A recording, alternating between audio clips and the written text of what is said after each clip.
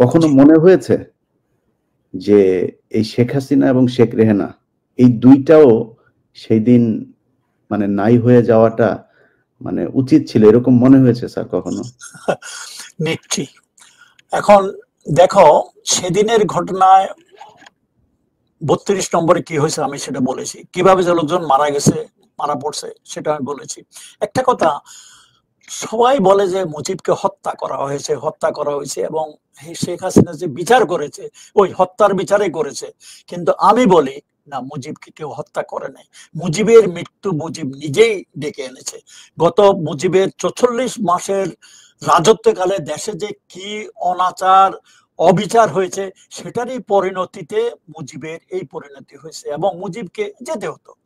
এবং আরেকটা জিনিস, সেদিন মুজিবকে হত্যা করার প্ল্যান ছিল কি না ছিল সেটাও আমি সঠিক জানি না, কিন্তু পরবর্তী পর্যায়ে বলছি, আগে রশিদের বক্তব্যে বোঝা গেছে যে তাকে ওখান থেকে অ্যারেস্ট করে নিয়ে এসে পরে সামারি কোর্ট মার্শাল করে ওর মাধ্যমে তার এক্সিকিউশন করার হয়তো ওদের প্ল্যান ছিল। তবে এটা সত্য, মুজিবকে জীবিত রেখে কোনো পরিবর্তন তখন আনা যেত না। মুজিব যেরকম শক্তিশালী, তার আন্ডারে যেসব বাহিনীটা নিয়ে যেরকম কাজ করতেছিল, তখন মুজিবকে জীবিত রেখে কিছু পরিবর্তন আসা মানে আনা সম্ভব ছিল না। এটা অনেক মানে সিভিলের লোকজন অনেকেই আমাদের কাছে এটা বলেছে যে মুজিবকে যেতে হতো। তবে যেভাবে মুজিব মারা পড়ছে দুঃখজনক ভাবে, আমিও দুঃখিত যে এইভাবে আমরা মুজিবের যাওয়াটা কেউ কল্পনা করে নাই, বা মুজিবের বাসায় যেসব লোকজন মারা গেছে বা অন্যান্য টার্গেটে যেসব মানে যারা লোকজন মারা গেছে তাদের কোনো পলিটিক্সের সাথে কোনো যোগাযোগ ছিল না, এর জন্য আমরা দুঃখিত।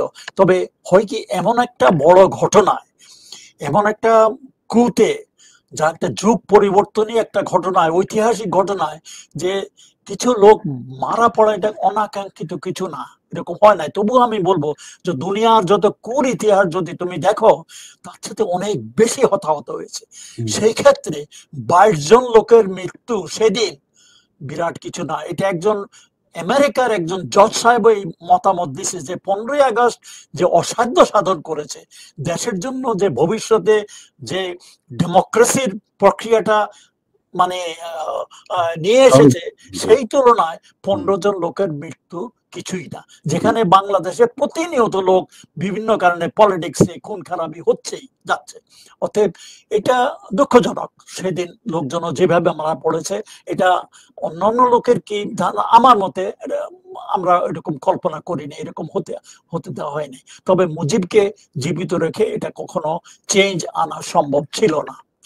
আচ্ছা স্যার, মানে এই যে 72-এর পর থেকে 75-এর আগ পর্যন্ত শেখ মুজিবের এই যে সময়টা মানে কেমন ছিল, একটু আপনারা তো ওই সময় নিজের চোখে দেখেছেন, এটা আমাদের আগ্রহ আছে জানার। ওকে ওকে শেখ মুজিব যখন বাংলাদেশে আসে 10ই জানুয়ারি 1972, তুমি তখন নিজেই, তোমার জন্ম হয় নাই, যদি কাহিনী টাহিনী শুনে থাকো, ছবি টবি দেখে থাকো, the reception he received in Dhaka airport এবং পরে সরওয়ার্দী উদ্যানে লোকজনের ভালোবাসা যেরকম পেয়েছে, দুনিয়ার কোন নেতা এরকম পেয়েছে বলে আমার মনে নাই।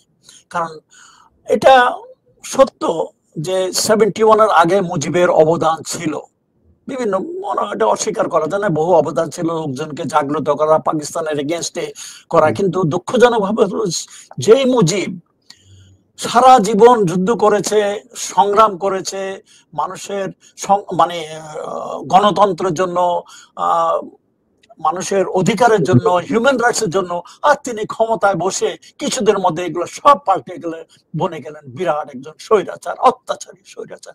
এটাই এটা আশ্চর্যের ব্যাপার। তো মুজিবের 71-এর আগের মুজিব একরকম, 71-এর পরের মুজিব একরকম। ইভেন 71-ও মুজিবের যে মানে কার্যকলাপ সন্দেহ ছিল। মানে 7ই মার্চের ভাষণ, লোকে বলে বিরাট ভাষণ, অবশ্য আমার কাছে এটা কনফিউজিং। একদিকে উনি 4টা দাবি দাওয়া দেন মানে সামরিক বাহিনীর কাছে, অন্যদিকে বলেন এবারে সংগ্রাম, স্বাধীনতা সংগ্রাম, মুক্তির সংগ্রাম, হেন তেন। এবং আওয়ামী লীগের লোকেরা মনে করে সেটাই হলো স্বাধীনতার ডাক।